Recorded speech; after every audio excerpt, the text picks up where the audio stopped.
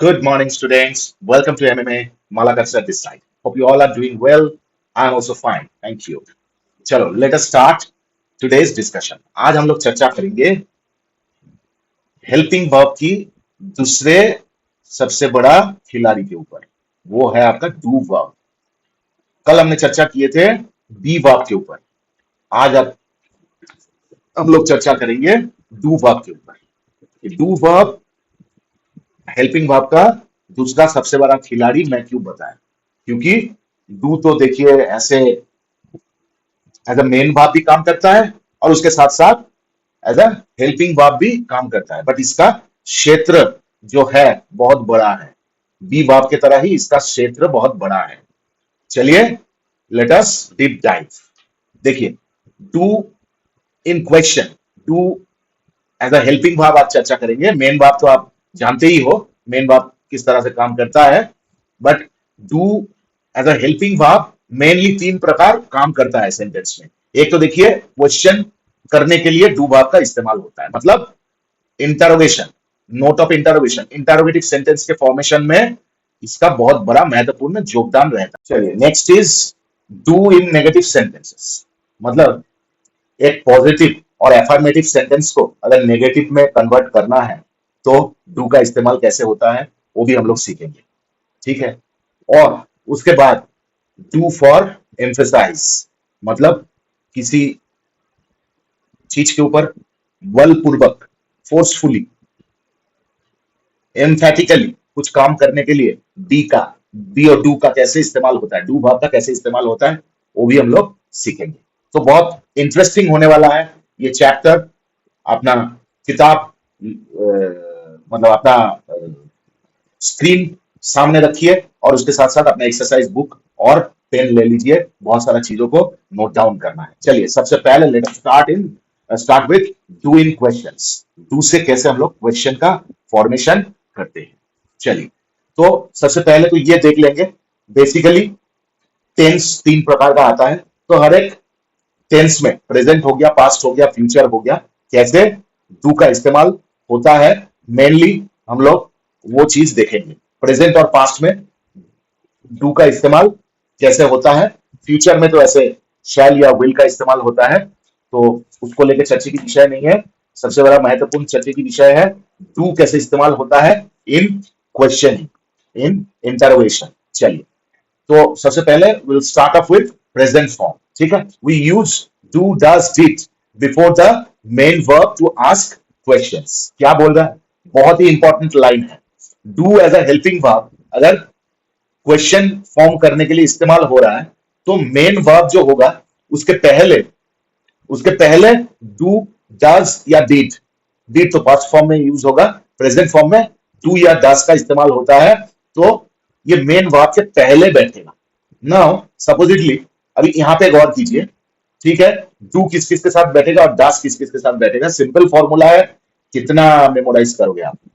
Third person singular number अगर है subject, ये एकदम थंब रूल है, थर्ड पर्सन सिंगुलर नंबर अगर है सब्जेक्ट तो डू का थर्ड पर्सन सिंगुलर वाला फॉर्म बैठेगा डज। सिंपल है। अभी थर्ड पर्सन सिंगुलर नंबर ही है, शी है, ईट है, राम है, शाम है, जदू है, मधु है, थर्ड पर्सन है और सिंगुलर नंबर है, बैठा हो डज, और बाकी सारे जगह पे डू आएगा। चलिए, अभी डू यू स्पीक इंग्लिश। ठीक है। डू को हटा दो, यू स्पीक इंग्लिश। ठीक है। ये हो गया आपका एफर्मेटिव सेंटेंस। और इसको अगर मुझे क्वेश्चनिंग करना है, मतलब इंटरोगेटिव में कन्वर्ट करना है, तो सबसे पहले इसका फॉर्मेशन समझिए। सबसे पहले एकदम सेंटेंस के शुरू में आ जाएगा डू। क्यों? क्योंकि उसके बाद जो सब्जेक्ट है वो आपका डू ही डिमांड करता है। ठीक है। डज कहां पे आएगा? थर्ड पर्सन सिंगुलर नंबर होगा तो ही डज आएगा। चलिए, डू, उसके बाद आ गया सब्जेक्ट, उसके बाद आ जाएगा मेन वर्ब। सही मायने में देखा जाए तो रूट वर्ब आएगा यहाँ पे, एकदम basic fundamental form of verb. तो speak, do you speak English, उसके बाद एक नोट ऑफ इंटरोगेशन या क्वेश्चन मार्क, तो हो गया सेंटेंस आपका इंटरोगेटिव। ठीक है। नेक्स्ट एक देखिए, do they live in Delhi, क्या वो लोग दिल्ली में बास करता है? तो डू, उसके बाद आ गया सब्जेक्ट, उसके बाद रूट वर्ब, उसके बाद बाकी जो है लास्ट में नोट ऑफ इंटरोगेशन या क्वेश्चन मार्क। तो बहुत ही सिंपल है। देखिए, अगर सेंटेंस है थर्ड पर्सन सिंगुलर नंबर तो उसके पहले डज बैठेगा। Does she like pizza? क्या वो पिज्जा पसंद करती है? सिंपल है। फॉर्मेशन एकदम सिंपल है। सबसे पहले डू या डज बैठेगा अकॉर्डिंग टू द सब्जेक्ट, और उसके बाद सब्जेक्ट आएगा, उसके बाद रूट वर्ब बैठेगा, और उसके बाद बाकी जो rest of the part object और कुछ ऑब्जेक्ट के बगैर ऑब्जेक्ट या उसके साथ साथ the remaining portion of the sentence, और उसके बाद एट लास्ट एकदम लास्ट में फुल स्टॉप की जगह पे नोट ऑफ इंटरोगेशन या क्वेश्चन मार्क बैठाना जरूरी है, नहीं तो मार्क्स नहीं मिलेगा। ठीक है, यही सिंपल फॉर्मेशन है। चलिए अभी सेम चीज हम लोग देखेंगे पास्ट के, इन केस ऑफ पास्ट। तो चलिए देखते हैं। डू या डज प्रेजेंट फॉर्म है, और पास्ट में इसका एक ही फॉर्म है, डिड। ठीक है, तो सबके साथ subject irrespective of any subject did he बैठेगा, क्योंकि दूसरा कोई ऑप्शन ही नहीं छोड़ा है। ठीक है, तो चलिए देख लेते हैं। यहां पे एक चीज सेंटेंस के फॉर्मेशन में ध्यान देना जरूरी है। Sentence formation is same. सबसे पहले डिड आ जाएगा, उसके बाद सबसे पहले डिड आ गया क्योंकि सेंटेंस है पास्ट में, तो डिड आएगा। डू या डज का पास्ट फॉर्म डिड। उसके बाद जैसे सब्जेक्ट बैठता है, सब्जेक्ट बैठ गया। उसके बाद आपको अगर लगता है कि भाई सेंटेंस तो पास्ट टेंस में है, तो यहाँ पे रूट भाव का पास्ट फॉर्म बैठाएंगे, तो यहां बहुत बड़ी गलती करोगे आप लोग, क्योंकि एक सेंटेंस में डबल पास्ट होने से सेंटेंस का मतलब मीनिंग बिगड़ जाता है। डबल पास्ट नहीं होगा, एक पास्ट है, क्योंकि ये सिंपल पास्ट है। डबल पास्ट होने से तो पास्ट परफेक्ट बन जाएगा वो। ठीक है, अभी हम लोग खाली यहाँ पे नोट ऑफ इंटरोगेशन मतलब इंटरोगेटिव सेंटेंस फॉर्म कर रहे हैं। सेंटेंस का मीनिंग बदलना हम लोगों का इच्छा नहीं है या मतलब नहीं है, पर्पस नहीं है। पर्पस क्या है? How to form an interrogative sentence using do verb. तो क्योंकि ये पास्ट फॉर्म में है, सबसे पहले आ जाएगा आपका डिड, उसके बाद सब्जेक्ट, और उसके बाद जो रूट वर्ब है उसका प्रेजेंट फॉर्म ही बैठेगा, क्योंकि वर्ब पास्ट फॉर्म में है, तो helping verb already past form में बैठ चुका है। तो मेन वर्ब या root verb will be in present form only. ये नोट डाउन कर लीजिए, स्टार मार्क कर लीजिए कि पास्ट फॉर्म में जब इंटरोगेटिव सेंटेंस फॉर्मेशन कर रहे हैं तो डू वर्ब का पास्ट फॉर्म बैठेगा, but main verb would be in present form only. इसका टेंस चेंज नहीं होगा। ठीक है, तो did you finish your homework? क्या आपने अपना होमवर्क कंप्लीट कर लिए थे? चलिए, डिड शी कॉल यू? क्या उन्होंने आपको बुलाई थी? तो देखिए, डिड, उसके बाद सब्जेक्ट, उसके बाद रूट वर्ब का प्रेजेंट फॉर्म, उसके बाद ऑब्जेक्ट, और उसके बाद नोट ऑफ इंटरोगेशन। सिंपल है।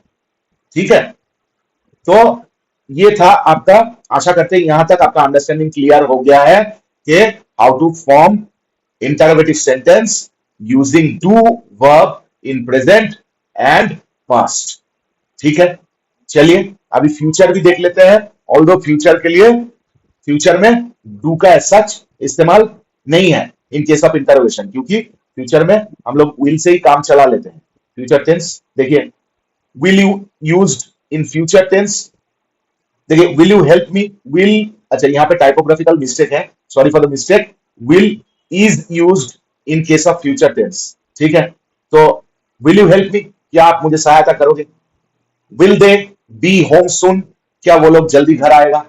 तो यहां पे क्योंकि विल इटसेल्फ हेल्पिंग वर्ब, तो इसी के साथ काम चला लेंगे, सेपरेट डू वर्ब की दरकार नहीं है। ठीक है, तो फ्यूचर टेंस में in case of note of interrogation या in case of interrogative sentence formation there is no such use of do verb. Will से काम चल जाता है। बेसिकली हम लोग सिंपल प्रेजेंट और सिंपल पास्ट, ये दोनों क्षेत्र में अगर इंटरोगेटिव फॉर्मेशन करना है तो डू, डज और डिड का इस्तेमाल करके बहुत ही सिंपल, बहुत ही आसानी से इसका फॉर्मेशन कर सकते हैं। चलिए, आशा करते हैं कि नोट डाउन कर लिया है और आपका अंडरस्टैंडिंग भी बिल्कुल क्लियर है। चलिए आगे बढ़ेंगे। अभी हम लोग देखेंगे डू वर्ब से कैसे हम लोग नेगेटिव सेंटेंस का फॉर्मेशन करते हैं। डू वर्ब से कैसे नेगेटिव सेंटेंस का फॉर्मेशन करते हैं। ठीक है, डू नॉट, डू के बाद जस्ट नॉट बैठाने से आपका do not, does not, did not, बाकी सारे फॉर्मेशन सेम है, खाली आपका डू डज और डिड के बाद नॉट बैठाना है। We use do does did plus not before the main verb to make negative sentences. ठीक है, चलिए देखते हैं। डू नॉट मतलब इसको शॉर्ट में डोंट भी कहा जाता है। ये तो ऑलरेडी पढ़ चुके हैं, ये तो already you all know this के डू नॉट इसका शॉर्ट फॉर्म या एब्रिविएटेड फॉर्म है डू और नॉट, इसको एक साथ जोड़ के DON एपोस्ट्रोफी T, डोंट। ठीक है, सिंपल। ऐसे ही similarly does not, doesn't, did not, didn't. ठीक है, बाकी सारे फॉर्मेशन सेम है। I do not like tea, ठीक है, I do not like tea, I like tea, मैं चाय पसंद करता हूं, मैं चाय पसंद नहीं करता, तो आई डू नॉट लाइक टी। देखिए मेन वर्ब उसके बाद डू नॉट। ठीक है, चलिए इसको धीरे धीरे नोट डाउन कीजिए सबको। जैसे she does not live here, he does not exercise usually, they do not eat vegetables। सारे अकॉर्डिंग टू द सब्जेक्ट और उसका जो पर्सन होगा उस हिसाब से यहां पे डू या डज का इस्तेमाल होगा, उसके बाद नॉट बैठेगा तो नेगेटिव बन जाएगा। चलिए डज नॉट, सिंपल। ऐसे ही थर्ड पर्सन सिंगुलर नंबर रहेगा तो वहां पे डज नॉट का इस्तेमाल होगा, और पास्ट फॉर्म रहेगा तो डिड नॉट का इस्तेमाल होगा। सिंपल। इसके पहले हम लोग देखे थे कि एक बार प्रीवियस स्लाइड में चलते हैं, क्योंकि ये क्वेश्चन फॉर्मेशन था, तो क्वेश्चन में क्या होता है, हेल्पिंग वर्ब जो है वो चल के सब्जेक्ट के पहले आ जाता है। पहले हेल्पिंग वर्ब बैठता है, उसके बाद सब्जेक्ट, उसके बाद रूट वर्ब का एकदम प्रेजेंट फॉर्म। बट यहां पे इन केस ऑफ नेगेटिव सब्जेक्ट, तो ये तो है इंटरोगेटिव नहीं, सिंपल सेंटेंस है, तो यहां पे वर्ब सब्जेक्ट के बाद ही बैठेगा। नॉर्मल फॉर्मेशन क्या है, सब्जेक्ट वर्ब ऑब्जेक्ट, वैसे ही सिंपल। यहां पे कंफ्यूज होने की कोई दरकार नहीं है। चलिए अभी फ्यूचर में क्या बोल रहा है, फ्यूचर में मैं अपने सुविधा के लिए, आप लोगों की सुविधा के लिए, देखिए यहां पे do not, do is not used in future tense. ठीक है, ये तो पहले वाला स्लाइड में हम लोग ऑलरेडी पढ़ चुके हैं, तो यहाँ पे विल नॉट आएगा। ठीक है, विल नॉट शैल नॉट का इस्तेमाल होगा। चलिए तो नेगेटिव फॉर्मेशन हम लोग समझ लिए, उसके साथ साथ क्वेश्चन कैसे फॉर्म होता है ये भी समझ लिए, और अभी last but not the least यहां पे समझेंगे जो कि इक्वली इंपॉर्टेंट है, how to create emphasize, how to emphasize with the help of do verb. ये अभी हम लोग समझेंगे। देखिए डू का मतलब क्या है, करना। ठीक है, सिंपल। आई डू मैं करता हूं, आई डू नॉट मैं नहीं करता हूं। बट यहां पे एम्फेसिस क्रिएट करने के लिए यहां पे सिंपल एक फॉर्मूला है। जैसे मैं सबसे पहले का एग्जाम्पल देखता हूं, नंबर 1 एग्जाम्पल देखता हूं, I do love my parents. अच्छा यहां पे डू क्या है, डू को अगर हटा देते हैं तो फिर भी सेंटेंस करेक्ट है, ग्रामेटिकली करेक्ट है। आई लव माई पेरेंट्स, मैं अपने पेरेंट्स को, अपने पिता माता को प्यार करता हूं, ये भी इक्वली करेक्ट सेंटेंस है। बट अगर I do love my parents तो एम्फेसाइज कर रहा हूं मैं लव के ऊपर, मतलब I love my parents very much, मैं अपने माता पिता को बहुत प्यार करता हूं, मतलब एम्फेसाइज क्रिएट कर रहा हूं। तो डू देने से क्या होता है, लव के ऊपर एम्फेसाइज होता है कि भाई हाँ मैं प्यार करता हूं, डंके के चोट पे प्यार करता हूं। तो ऐसे to create extra force, extra emphasize on the main verb और द एक्शन, एक्शन के ऊपर। देखिए दाहिने तरफ क्या बोल रहा है एक्सप्लेनेशन में, एम्फेसाइजिंग रियल लव। ठीक है, ऐसे वैसे लव नहीं, एम्फेसाइजिंग ऑन रियल लव। ठीक है, चलिए उसके बाद नेक्स्ट देखते हैं, डू को हटा के पहले देखते हैं, यू ऑलवेज हेल्प मी, आप सर्वदा मुझे सहायता करते हैं, आप हर समय सर्वदा मुझे सहायता करते हैं, मुझे हेल्प करते हैं। बट ये डू अगर लगा देते हैं तो यू डू ऑलवेज हेल्प मी, आप सही मायने में हर बार सर्वदा मुझे हेल्प करते ही हैं। देखिए एम्फेसाइज किसके ऊपर है, एम्फेसाइजिंग फ्रीक्वेंसी, मतलब जिसके पहले ये डू बैठेगा उसके ऊपर ही इसका एम्फेसाइज एक्शन समझाया जाएगा। तो ऑलवेज मतलब क्या, फ्रीक्वेंसी समझा रहा है कि भाई सर्वदा, प्रत्येक बार, जितना बार आपके पास गया हूं, आपने हेल्प किए हैं, तो उसको फर्दर एम्फेसाइज करने के लिए you do always help me, तो emphasizing frequency. She doesn't she does care about others. यहां पे डू से डज कहां से आ गया, कौन बताएगा मुझे? चलिए मैं बता देता हूं, क्योंकि subject third person singular number है तो डज बैठेगा। ठीक है, subject third person singular number है तो डेफिनेटली डज बैठेगा। तो she does care about others, तो डज को अगर हटा देते हैं शी केयर्स हो जाएगा, शी केयर्स अबाउट अदर्स, तो सेंटेंस करेक्ट है, एब्सोल्युटली ग्रामेटिकली करेक्ट। बट क्योंकि मैं केयर के ऊपर थोड़ा और ज्यादा एम्फेसाइज करने की प्रयास कर रहा हूं, कोशिश कर रहा हूं, तो मैं केयर जो मेन वर्ब है, केयर के ऊपर ही मेरा मेन एम्फेसाइज है, तो उसके पहले मैं डू वर्ब को ला लिए। तो डू वर्ब को लाने से क्या हो जाएगा, अभी शी के साथ डू का संबंध जोड़ गया, क्योंकि डू सबसे पास है, तो she third person singular number है, इसका इफेक्ट किसके ऊपर पड़ेगा, जो सबसे पहले उसके नजदीक वाला जो वर्ब है, तो केयर का एस उठ के यहाँ पे ईएस होके जोड़ गया। ठीक है, समझ में आ रहा है? आप लोगों को डाउट हो सकता था कि भाई सर तो बताए कि शी केयर्स अबाउट अदर्स, तो डज बैठने से केयर का एस कहां चला गया? केयर का एस कहीं पे नहीं गया, रिलेशन ऐसे ही बनता है। देखिए आप लोग जहां पे हम लोग जहां पे बात करते हैं ना, अपना जो नजदीक का नेबर होता है उसके साथ रिलेशन हमेशा अच्छा रखने की कोशिश करते हैं, क्योंकि आस पड़ोस वाले ही अपने असुविधा के समय में सबसे पहले काम आता है। तो इसलिए हम लोग कोशिश करते हैं कि भाई अपने नजदीक जो बैठा है उसके साथ अपना रिलेशन अच्छा बना के रखे। तो शी के बाद केयर जब था, तो क्योंकि she third person singular number है, तो केयर के ऊपर उसका इफेक्ट आ रहा था, केयर्स हो रहा था, केयर का थर्ड पर्सन सिंगुलर फॉर्म बैठ रहा था। तो अभी तो केयर के बीच में, शी और केयर के बीच में आ गया डू वर्ब, तो अभी शी के सबसे नजदीक है डू, तो इसका इफेक्ट या इसका थर्ड पर्सन सिंगुलर नंबर वाला इफेक्ट डू के ऊपर आएगा, केयर से हट जाएगा, इसलिए डू का थर्ड पर्सन सिंगुलर नंबर वाला फॉर्म यहां पे बैठेगा, she does care about others. चलिए सारे एक तरह ही है, एकदम बहुत अच्छी तरह से नोट डाउन कीजिए। एक पास्ट फॉर्म वाला देख लेंगे, डीड से जो हो रहा है, देखिए नंबर 8 देखिए, या फिर नंबर 7 से ही शुरू हो रहा है, नंबर 7 देखिए, I call you last night, I called you last night, मैं आपको कल रात कॉल किया था, बुलावा भेजा था, emphasizing that it is really happened. अभी देखिए मैं इसको एम्फेसाइज करने के लिए, नॉर्मली अगर मैं बोलता हूं कि I called you last night, ठीक है, तो it is absolutely correct as far as grammar, English grammar is concern. I called you last night, absolutely correct, but मैं इसको ये कॉल के ऊपर थोड़ा ज्यादा एम्फेसाइज करने की कोशिश करूंगा, I did call you last night, क्योंकि यहाँ पे सेंटेंस पास्ट में है, सिंपल पास्ट में था सेंटेंस, तो डिड बैठेगा, और डिड जहां बैठ गया as an auxiliary, as a helping verb, तो मेन वर्ब जो है वो अपने रूट फॉर्म में वापस आ जाएगा, सिंपल है formula. I did call you last night, she did finish the work on time, इसको ऐसे बोल सकते थे, she finished the work on time, but मैं फिनिश के ऊपर ज्यादा एम्फेसाइज करने की कोशिश कर रहा हूं कि भाई हाँ कंप्लीट हो चुका है, there is no doubt about that.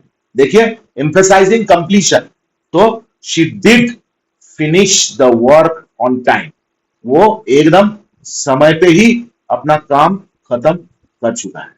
ठीक है, इसको बहुत अच्छी तरह से नोट डाउन कीजिए, अपना अंडरस्टैंडिंग लेवल को बढ़ाइए, और उसके साथ साथ ये बगल में मैंने आपके अंडरस्टैंडिंग के लिए किसके ऊपर एम्फेसाइज हो रहा है, ठीक है, ये अलग सा एक कॉलम बना दिया हूं, इसको आप लोग जरूर से नोट डाउन कीजिए, और बाएं तरफ एग्जांपल्स ऑफ फॉर्म्स जो मैं अलग से एकदम हाईलाइट करके दे दिया हूं, इसको भी नोट डाउन कीजिए। Examples of forms, I you we they, इसके साथ डू बैठता है, ही शी इट के साथ डज बैठता है, और पास्ट में सबके साथ ही डीड बैठता है।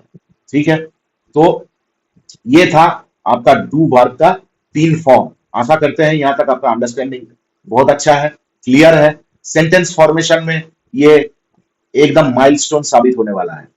इसको जिस तरह से मैं पढ़ा रहा हूं उस तरह से अगर आप आत्मसात कर ले, अंडरस्टैंडिंग लेवल क्लियर रखे अपना, और एकदम हर एक चैप्टर के बाद, हर एक डिस्कशन के बाद, जैसे डिस्क्रिप्शन में मैं प्रैक्टिस सेट देता हूं, उसको अगर सही मायने में प्रैक्टिस करे और मोर देन 80% स्कोर करे, तो देखना 6 से 8 महीने में जैसे आपका पूरा पार्ट ऑफ स्पीच कंप्लीट हो जाएगा, उसके बाद वर्ब होगा, वॉइस चेंज होगा, नरेशन चेंज होगा, एंटायर पैकेज रहेगा, ठीक है। उसके बाद इडियम्स एंड फ्रेजेस पढ़ेंगे, तो you will become pro version of yourself, ठीक है। अच्छी तरह से कोशिश कीजिए, सारे चीजों को नोट डाउन कीजिए, क्योंकि जब आप नोट डाउन करते हैं ना, मैं हर एक लेसन में, हर एक क्लास में एक ही बात बोलता हूँ मेरा सारे स्टूडेंट को, सारे प्यारे स्टूडेंट को, कि अभी टेक्नोलॉजी का जमाना है, बट टेक्नोलॉजी से क्या हो सकता है, आपका बड़ा वाला काम, आपका बहुत लंबे समय से पेन, जो लंबा समय लगता है, 1 घंटा 2 घंटा जो काम लगता है, टेक्नोलॉजी से आप उसको टाइम बचत कर सकते हो, बट टेक्नोलॉजी से आप याद रख नहीं सकते हो। ये पूरा स्क्रीन को कितना सारा लाइन्स है, देखिए ये पूरे स्क्रीन में कितना सारा लाइन्स है, कम से कम 15-20 लाइन तो है ही, 15-20 सेंटेंस तो है ही।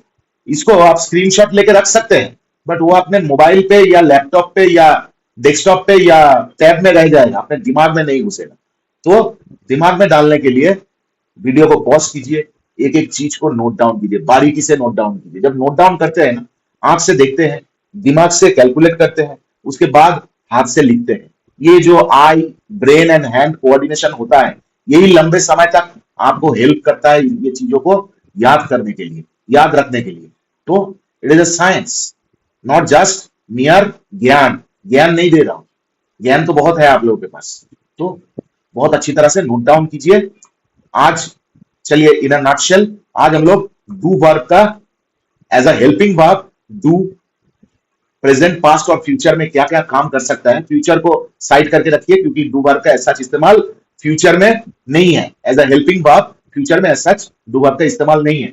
तो in present and past, in simple present and past, कैसे एक डू वर्ब एक क्वेश्चन फॉर्मेशन में सहायता करता है, एक सेंटेंस को पॉजिटिव से या अफर्मेटिव से नेगेटिव में कन्वर्ट करने के लिए कैसे सहायता करता है, और कैसे एम्फेसाइज करके एक एक्शन को कैसे और भी ज्यादा मजबूत करता है, या और भी ज्यादा क्या बोलूं मैं, और भी ज्यादा डेडिकेटेड वे में एक एक्शन को कैसे सॉरी एक एक्शन को कैसे रिप्रेजेंट करता है। तो ये 3 चीज हम लोगों ने सीखे, और आशा करते हैं आपका अंडरस्टैंडिंग क्लियर है। फिर भी कुछ डाउट रह जाता है तो कमेंट कीजिएगा, वीडियो के अंत में मैं जब देखूंगा तो उसके ऊपर जरूर आपको आंसर करूंगा। और याद से अपना प्रैक्टिस सेट कंप्लीट कीजिएगा, और मिलते हैं नेक्स्ट वीडियो में। Till then, take care and bye bye.